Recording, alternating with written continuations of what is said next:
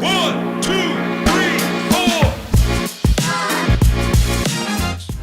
With Ubuntu, we think that, because Black is there, they're gonna take care of us. But it doesn't happen like that. Most of the time, actually, even 100% of the time.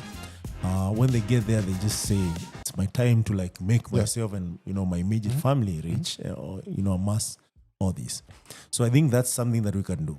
But nevertheless, with your background in business and entrepreneurship and political science, because the three actually determinant: economic, social, and political harms, which determines the future of any society.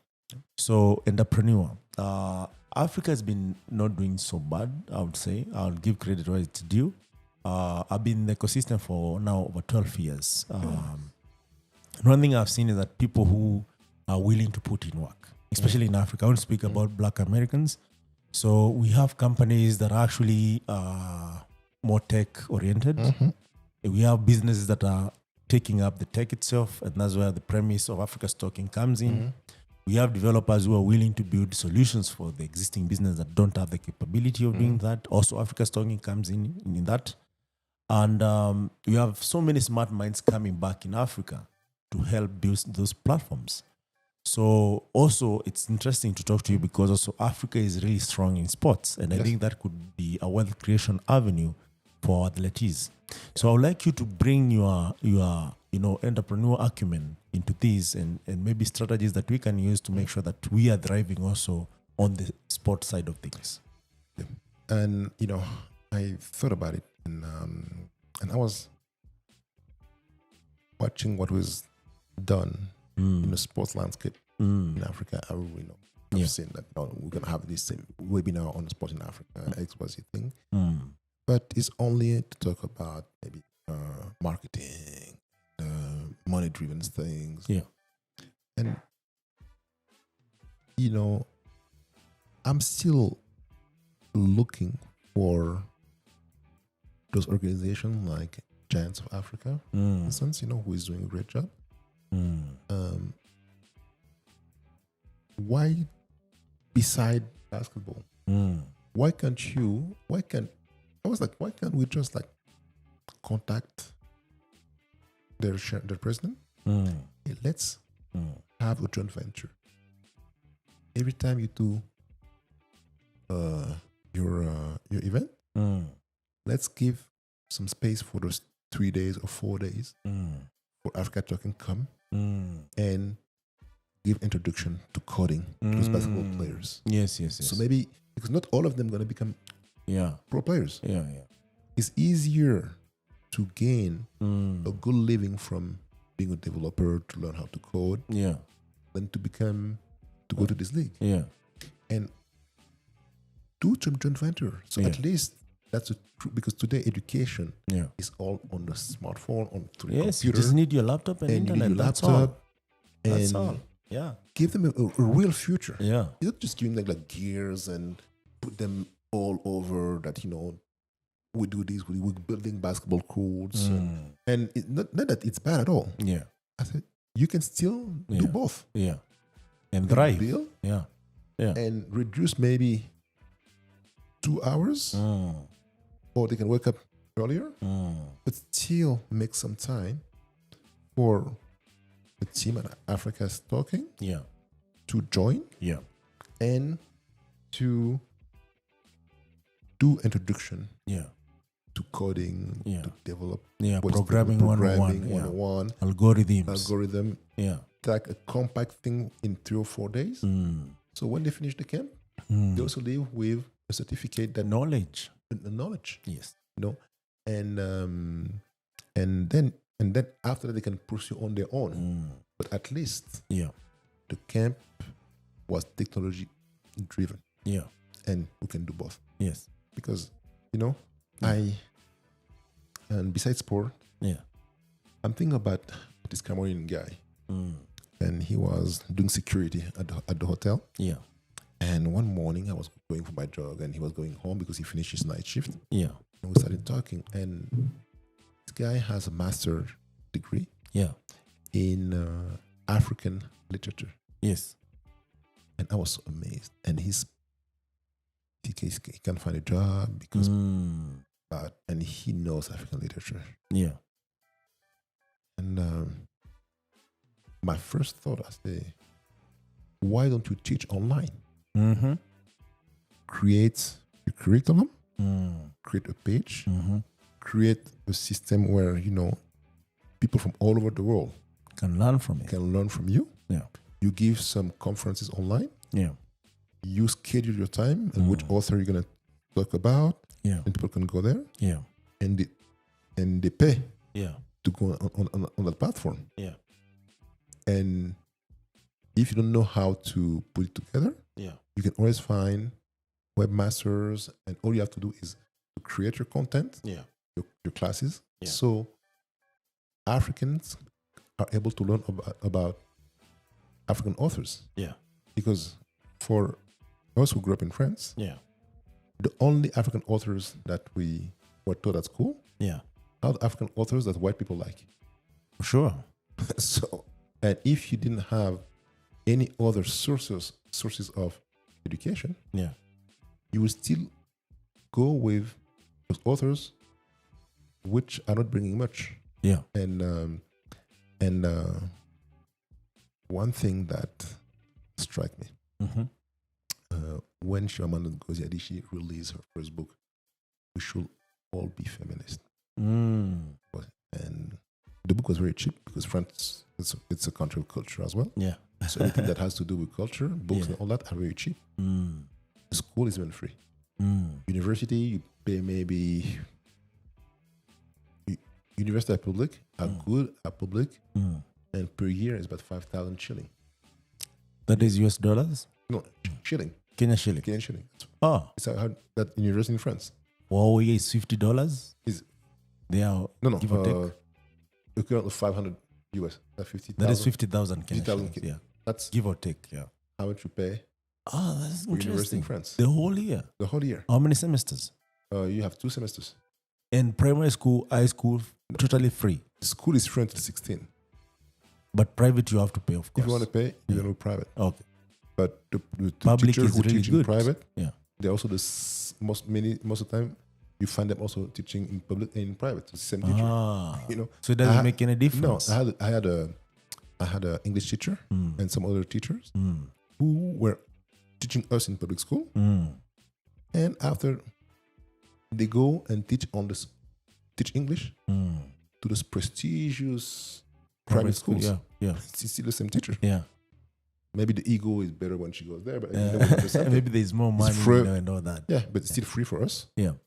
To learn from her. Same knowledge. And the one who's paying tons of money, he's also learning the same thing from us. Yes.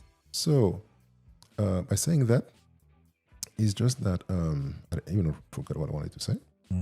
The culture in France? Yeah, the culture in France, yes. Oh, I forgot. Sorry. Nevertheless, it's okay. Nevertheless, venturing in what we can do to ensure that we achieve this, especially on social, political, and economic lines of things. You're a political scientist, right? And you have seen how political... At least you have I have no idea what that is. So, and you have seen how democracy has been used as a tool in promise of change. But to be honest, that has not really delivered any results across Africa the way it's supposed to. I would say across Africa, like I always say, is if you want to be happy of your vote, vote for a president who makes less promises. Because he's going to keep them.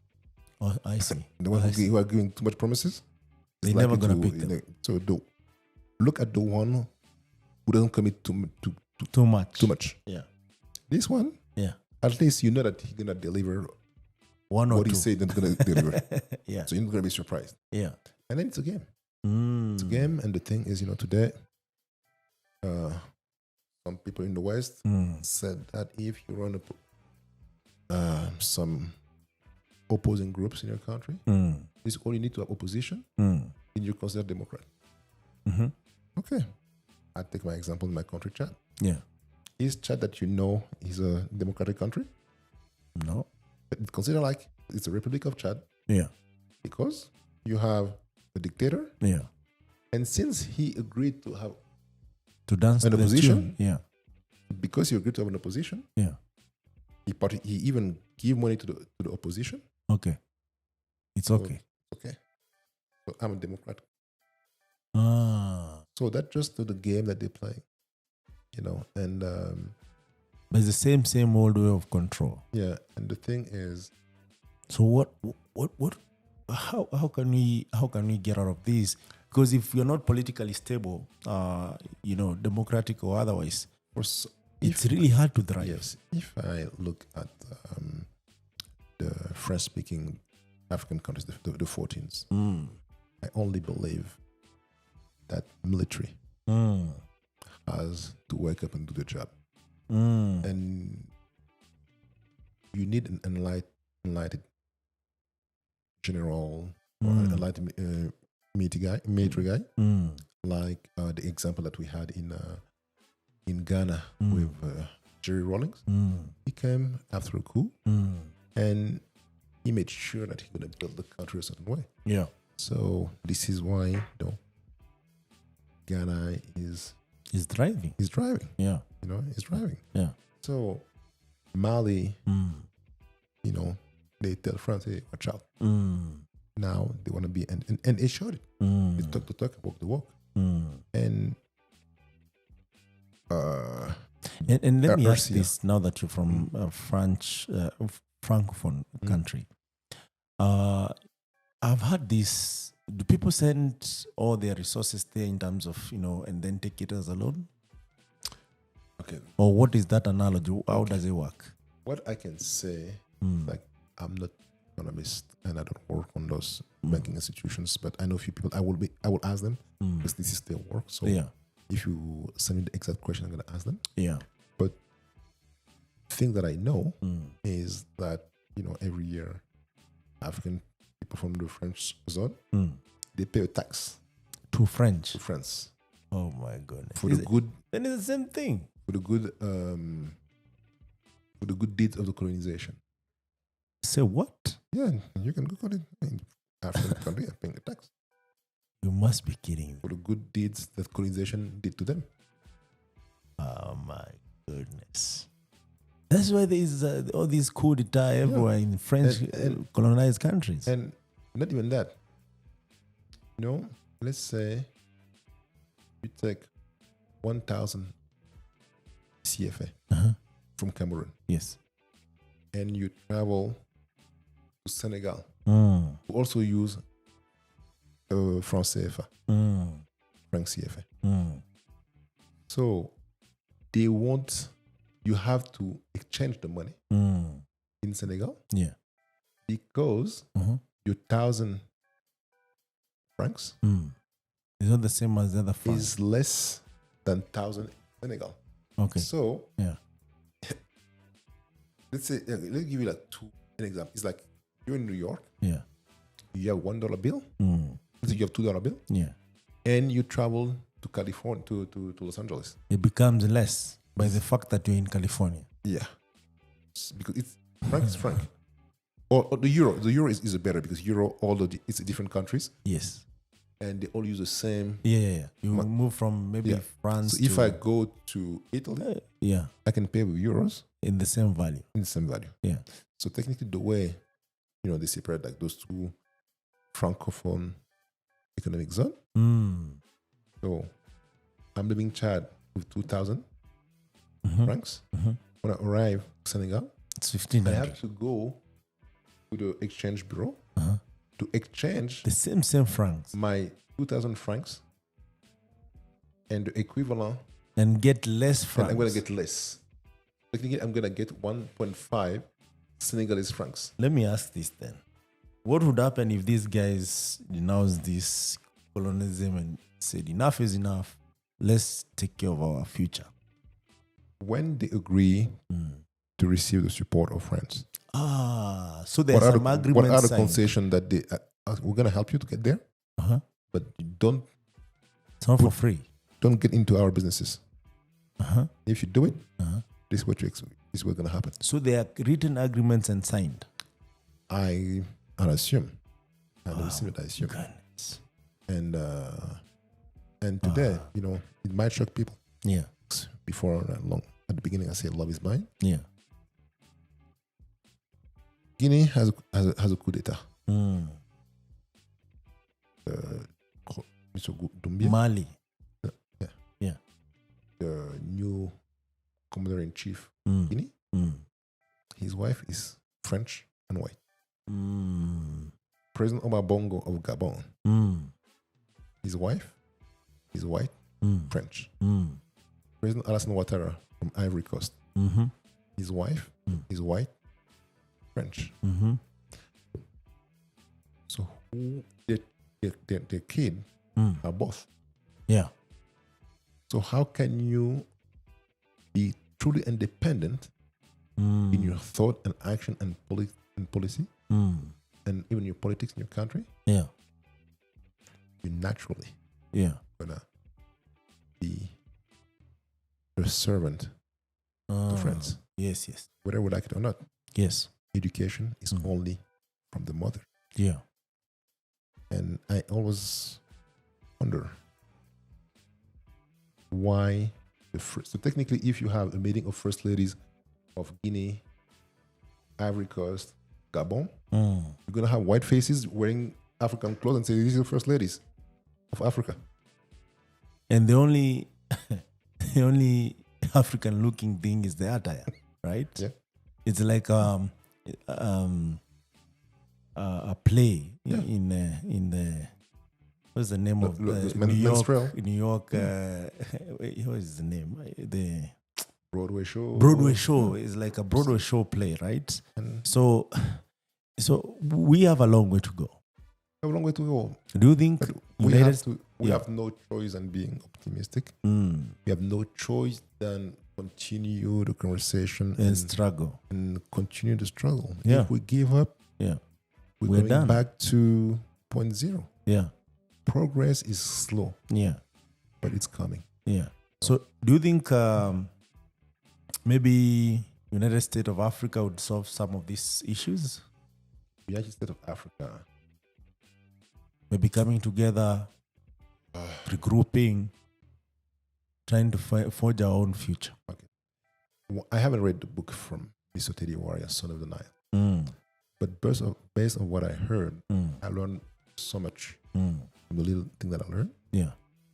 And maybe those kind of writing will make us understand that if you come from that area, we are all brothers. Okay? Yeah. We are so divided. Yeah. So self-hatred is huge. Yes.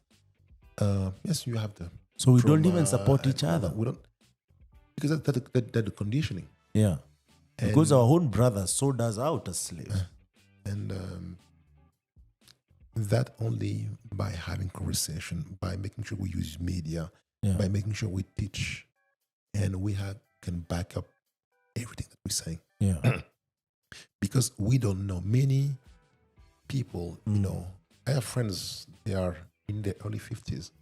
It's only now they know who was this great African author. So imagine all those years from the 16 to 50. Half a century.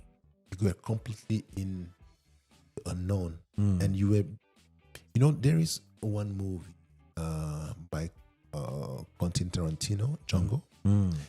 You remember the character that Samuel L. Jackson was playing? That's, for me, that was probably the most powerful part of the movie. I said, this is our problem. Yeah. And he put it right there on TV. Yeah. On this film. Yeah. We have to accept that, the Black African people, the series of trauma that we went through, 400 years, no, I would say 1,300 years of Arab slave trade, yes, followed by 400 years of Arab and transatlantic slave trade, yes, followed by segregation, apartheid. It's only like the last 50 years is when we are trying to find ourselves. We're trying to rebuild ourselves. But the trauma, after generations and generations of suffering and traumatizing, and the trauma is still not healed. Yeah. So we also need like a new genre of psychiatrists and psychologists who are dealing with African mental health. Yeah. And Africans don't believe in psychiatry. And we believe in charlatans, sangomas. Yeah. It's part of our culture. Yes. You know? Yes. It's nothing wrong. Yes. However, why can't you add somebody who has certification in psychology and psychiatry adjusted to our African culture and traditions? Yeah. Because church didn't help. Yeah. Mosque didn't help either. Yeah. The So temples. that means that there's something that's not working. Yeah. You know? Yeah. And even like we don't take the Arabs and the role that Islam played in massacre, in doing all the massacres in order to convert Africans. Today, you go to Iran, you find black Iranian. Yes. You go to Iraq, you find black Iraqis. Yeah. You go, and that is India, not shown on the Siddiqui mainstream yeah. media. the Siddiquis in India, they're black. Yeah. Where they are coming from? Africa. Yeah, and they come from Arab slave trade. Yes. In UAE, Yeah. you know, I met this lady who was working at the hotel. Yeah. She was black. Yeah. Just black. I said, where are you from? She said, no, I'm from here. I said, okay. But from which African country? She said, no. Yeah.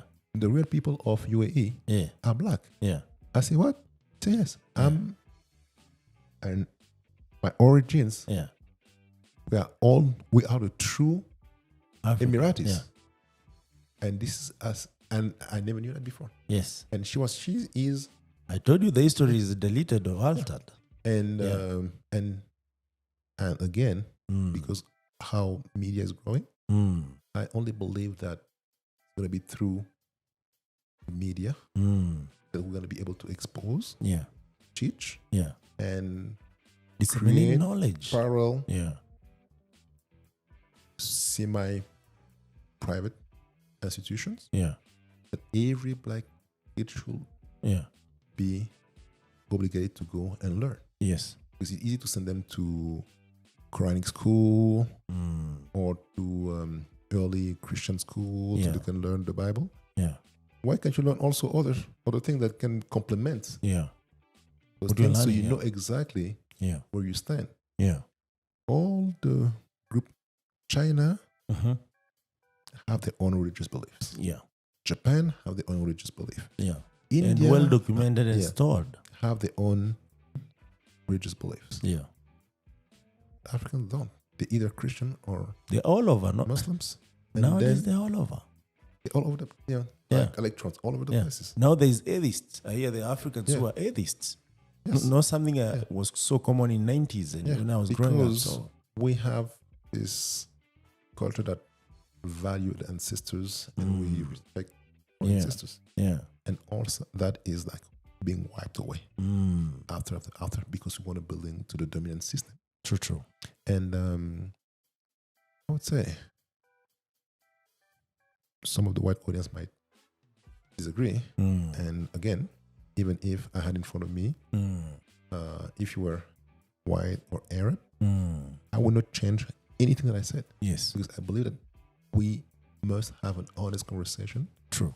And we can agree to disagree. Yeah. And we can entertain an idea without being okay with it. Yeah. And that's the only way that we're gonna see progress. Yes. Keep it real. Yeah. Speak facts. Yeah. Bring your resources. Yeah. Bring your information. Yeah. We exchange. Yeah. We grow together. You know, and then there are also things. I was watching CNN, the UNGA, Christine Amanpour from CNN. Yeah. She was interviewing your new president. Yeah. And she came with a silly she came with a silly question about what is your position against LGBT and all that. All the president African already tell you. We are not for that. Yeah. It's not part of our culture. Yes. But why even the new president you want to bring that agenda? Yeah. Yeah. You know? Obama was here. That's the only question that he found so important to ask Uhuru Kenyatta. He has no choice. maybe the people were backing up. Yeah. Tell, hey, we pay you, you do the job. Yeah. I'm learning, and for the people from LGBTQ, in advance, I apologize. Yeah. I just want to speak my mind on the most respectful way, not to point fingers at you in in the wrong way. Sorry. Yeah. I interacted with, and I met, and and I have to accept that some are completely different. Yeah. Yeah. When it comes to their orientation. Yeah. Okay? Yeah. And some get angry at me after a conversation because I simply said, I don't have a problem with you doing whatever you want to do. Yeah. Whatever you're doing in your room is your problem. Yeah. But what do I need to bring it in front of me and ask me? And force me to swallow it and accept it. And even ask me to give you advice because you have problem with your man. Yeah. I say, dude, I can advise you in heterosexual thing. Yes. That's what I'm come and ask with. me how to advise you in man-man relationship. Yeah. So nature makes mistakes sometimes. Yeah. It doesn't mean that you are a mistake. Yeah. And I'm among the people who think, although I try to work on myself, that regardless of what I think, I truly believe that some people are born this way. Yes. Whether we like it or not. So it's unnecessary to kill them. But now, why it's important to have an agenda for people because they are so preoccupied by what they're doing in their bed. Yeah. We don't care. Yeah. Come deliver, we're happy, but whatever you do in your room, it's your private life. To you. Yeah. But why putting all over the places? And they want to make us think that Africans have a problem with gay people. We always had gay people. Yes. We even know who they are. It wasn't the main agenda. No, it wasn't the main agenda. We know that that person is gay, she's lesbian, she live her life, she can come, we can hang out. It's not a problem. Yeah. But why making it like it has to be something that everybody have to swallow? No. And respect us. Yeah. Yeah. And I remember one time the French president, he made some remarks on African women making too many kids. If you make all those kids, how can you expect to see progress? Yeah. And he's the one who dares saying that. Yeah. Criticizing other people's culture. Yeah. So all you do, you go on his Twitter. Yeah. Dear Mr. President. Yeah. Everybody must respect other people's culture. Yeah. Regardless you like it or not. Yeah. In our culture, when a woman is old enough to be your grandmother, we don't marry her. Yeah. And I think that you know something about it. Yes. We respected your choice to marry your grandmother. No one criticized you. No one criticized you. Yeah. So why are you pointing fingers? Why pointing fingers at us? Yeah. While yourself. Yeah. What you did, actually, a lot of people find it really wrong. Very wrong. Yeah. But we say, hey, that's their choice. It's up to you. That's their business. Yeah. If we ever meet his wife, as African, we have respect for elders. Yeah. And for he's a wife of a leader. Wife of a leader. We're never gonna use that against you. Yeah. That's pettiness. Yeah. And that's why all that created also this anti-French resentment. Also, hey, and we also have to be taken accountable to make sure that we are respected as well. True. Yeah.